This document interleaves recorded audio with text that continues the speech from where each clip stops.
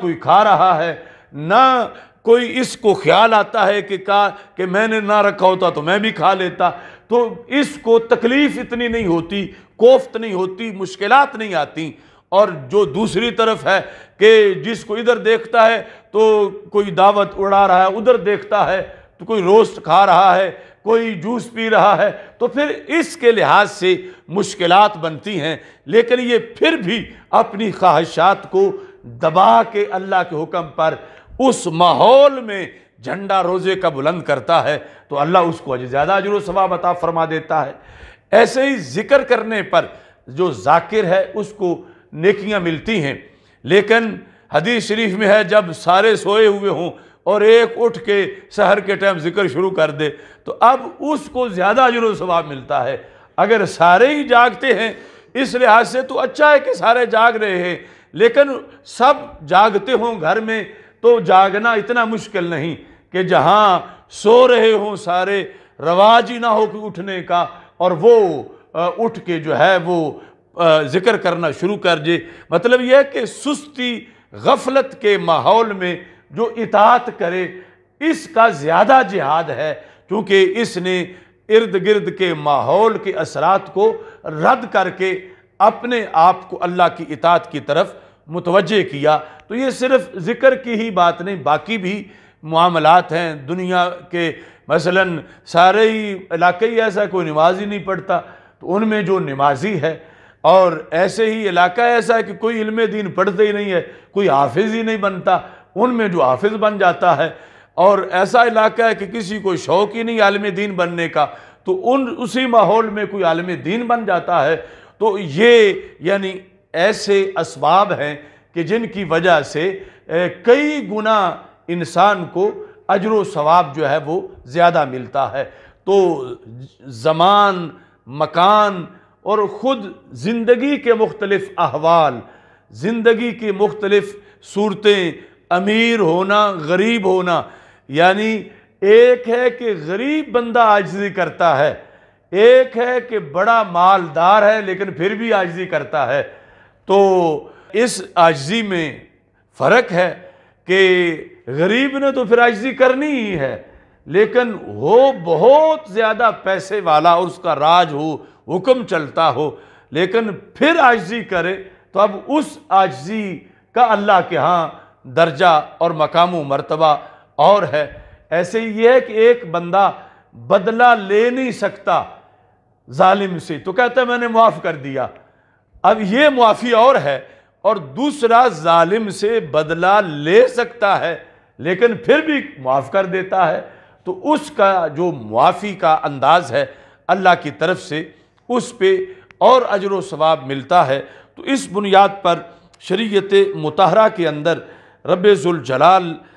کی طرف سے، رسول اکرم صلی اللہ علیہ وسلم کی طرف سے ہمیں یہ طریقہ دیا گیا، اور پھر اس میں یہ بھی ہے نبی اکرم صلی اللہ علیہ وسلم نے زیادہ اجر و ثواب کا ایک طریقہ یہ بھی دیا کہ عمل جو ہے وہ دوام سے کیا جائے اگرچہ تھوڑا ہو۔ حضرت عائشہ صدیقہ رضی اللہ تعالی عنہ سے کسی نے پوچھا ای العمل کان احب الی النبی صلی اللہ علیہ وسلم، کہ ہمارے آقا صلی اللہ علیہ وسلم کے نزدیک کون سا عمل زیادہ پسندیدہ تھا، کون سا عمل؟ مثال کے طور پر یعنی ایک ہے کہ ایک پوری رات جاگنا ہفتے میں ایک بار، یا پورا ہفتہ جو ہے وہ جاگنا کسی مہینہ کے اندر، اور باقی جب وہ جاگنے کی وجہ سے ہو سکتا ہے وہ دن کے زور بھی نہ پڑے یا اس طرح کی صورتحال ہو، یا ایک دن جو ہے وہ 10 سپارے پڑھے اور اگلے دن کچھ بھی نہ پڑھے، تو کون سا عمل افضل ہے یہ پوچھا گیا تو سیدہ عائشہ صدیقہ رضی اللہ تعالی عنہا نے کہا الدائم، کہ رسول پاک صلی اللہ علیہ وسلم کے نزدیک وہ عمل جس میں دوام ہو، روزانہ ہو، ہمیشگی ہو، اگرچہ تھوڑا ہو،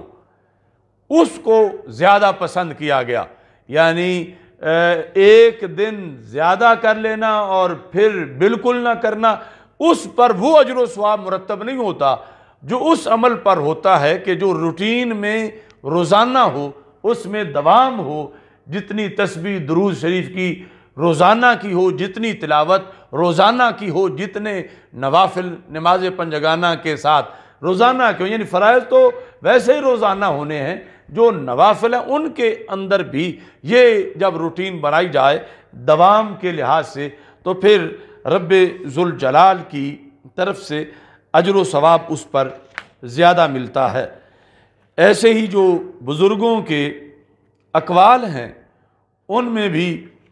ایسی چیزیں ہمارے لیے بیان کی گئیں جو اجر و ثواب کے لحاظ سے اہم ہیں۔ حضرت حفصہ بنت سیرین یعنی امام ابن سیرین جو بہت بڑے تابعی ہوئے ہیں، ان کی صاحبزادی حضرت حفصہ کہتی ہیں یا معاشر الشباب اعملوا فإنما الأعمال فی الشباب، کہ اے جوانوں عمل کر لو، آگے فإنما الأعمال فی الشباب، عمل تو جوانی کا ہی ہے، حالانکہ بڑھاپے کے کئی اور اسباب ہیں کہ ان من اجلال اللہ اکرام ذی شیبۃ المسلم، کہ کہا گیا کہ جو بوڑھا بندہ ہے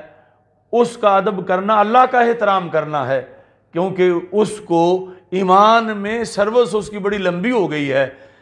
80 سال وہ مسلمان رہا ہے، بھٹکا نہیں ہے۔ مگر یہ دوسری طرف سے کہا کہ عمل تو ہوتا ہی جوانی کا ہے، یعنی مطلب کامل عمل جس پر زیادہ جو ہے وہ اجر و ثواب مرتب ہوتا ہے۔ ایسے ہی جو انسان کے لیے ذرائع ہیں کہ اجر و ثواب میں اضافہ ہوتا رہے، اس میں دو چیزیں بڑی اہم ہیں۔ ایک یہ ہے کہ انسان جو ہے جو اسے دین کا علم ہے وہ آگے کسی کو پڑھائے، تو اس کی بنیاد پر، ویسے تو ہر بندے کی زندگی سنگل ہے، کسی کے پاس دو زندگیاں نہیں، لیکن یہ تدریس تبلیغ ایسی چیز ہے کہ جس کے ذریعے سے ایک بندہ بیک وقت 10 زندگیاں بھی بسر کر سکتا ہے، 10,000 زندگیاں بھی بسر کر سکتا ہے۔ کیسے کہ ہمارے آقا صلی اللہ علیہ وسلم کی شریعت کے مطابق جب ایک بندے نے درس دیا اور کسی کو نمازی بنایا، کسی کو روزے دار بنایا، کسی کو سچ بولنے کی عادت ڈالی، اس نے دین کی تبلیغ کی، مثال کے طور پر اس نے 100 بندہ متقی بنا دیا، تو وہ 100 متقی جو ہے ان کو اپنی زندگی کے تقوی، نماز، روزہ، اجر جتنا بھی ثواب ملے گا انہیں اپنا پورا ملے گا، مگر جتنا انہیں ملے گا اتنا انہیں پرہیزگار بنانے والے کو بھی ملے گا۔ تو اس بنیاد پر یہ جس نے اتنے بندے نیک بنائے ان کی زندگی بھی اس کی ایک شمار ہوگی کہ اس کے ساتھ اس کی ایک یہ زندگی ہے تو ساتھ اس نے یہ کاروبار کر رکھا ہے نیکیوں کا کہ 10 اور کارخانے بھی نیکی کے لگائے ہوئے ہیں اور ادھر سے بھی پیداوار نیکی کی ہو رہی ہے، اور جس نے مثال کے طور پر 10,000 لوگ راہ راست پہ لگائے ہیں، ان کو دین پڑھایا ہے، ان کو متقی بنا دیا ہے، تو وہ ایک تو اپنی زندگی بسر کر رہا ہے، ساتھ اس کی نیکیوں کے لحاظ سے 10,000 فیکٹریاں لگی ہوئی ہیں کہ جو انہیں تو پورا مل رہا ہے ہر ایک کو، لیکن ان میں سے ہر ایک کو جتنا مل رہا ہے اتنا اس کو بھی مل رہا ہے کہ جس نے دین کی انہیں تبلیغ کی، جس نے ان کو راہ راست پہ لگایا، جس نے ان کو دینی ماحول فراہم کیا۔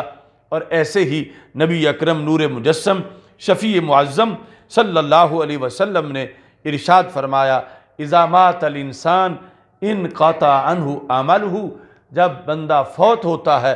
اس کا عمل منقطع ہو جاتا ہے، یعنی وہ پھر جتنا تھا اتنا ہی رہتا ہے، پھر آگے بڑھتا نہیں، جس قد کا عمل تھا وہیں رک گیا، اب آگے اونچا نہیں ہوگا، آگے اس کا وزن نہیں بڑھے گا، آگے پھیلے گا نہیں۔ لیکن فرما الا من ثلاثہ،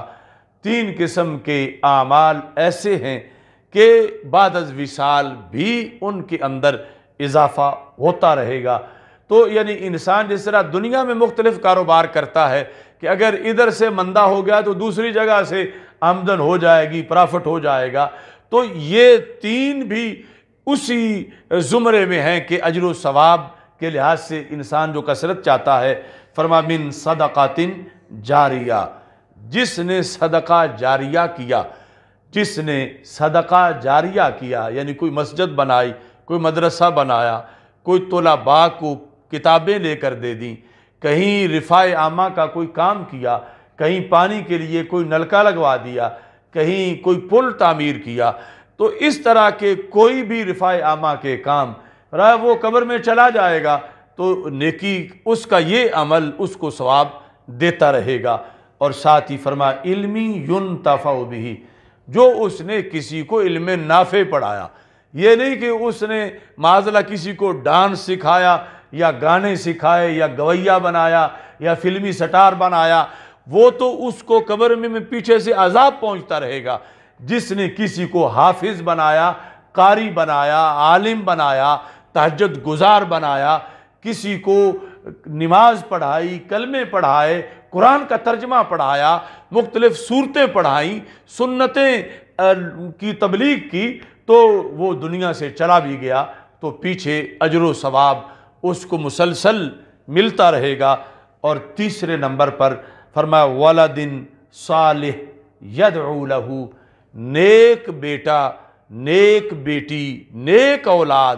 چھوڑ کے جو چلا گیا تو اس کا عمل بھی ختم نہیں ہوا، اس کے کوٹے میں مسلسل پیچھے سے عمل بڑھتا رہے گا، یعنی اس میں افزائش ہوتی رہے گی، نشو و نما ہوتی رہے گی۔ ہو سکتا ہے کہ جب فوت ہوا تھا تو اس وقت اس کے اعمال صالحہ 50,000 تھے، لیکن بعد میں جو چھوڑ گیا ہے تو ہو سکتا ہے قیامت کے دن 50 لاکھ بن چکے ہوں، کہ پیچھے مسلسل جو ہے وہ اضافہ ہوتا رہا۔ تو اس بنیاد پر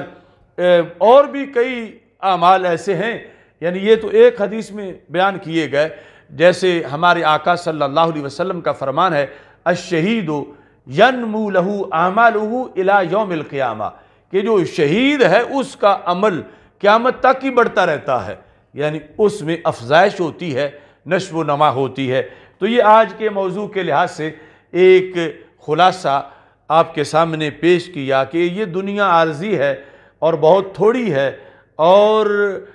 اس میں پتہ ہی نہیں کہ پیچھے سال باقی ہے یا گھنٹہ باقی ہے، تو ہمیں بہت جلد ایسے طریقے اختیار کرنے چاہیے کہ جن کی بنیاد پر آگے کئی گنا عمل جو ہے وہ بڑھتا ہے اور عمل میں افزائش ہوتی ہے، یا اس کا تسلسل بن جاتا ہے کہ اس کے اندر انقطاع نہیں آتا۔ آج حضرت سیدہ خدیجۃ الکبریٰ رضی اللہ تعالی عنہا کے یوم وصال کے لحاظ سے دعا کرتے ہیں کہ اللہ تعالیٰ آپ کے درجات کو مزید بلند فرمائے اور ہم سب کو آپ کے فیوض و برکات کا حصہ عطا فرمائے۔ وآخر دعوایا ان الحمد للہ۔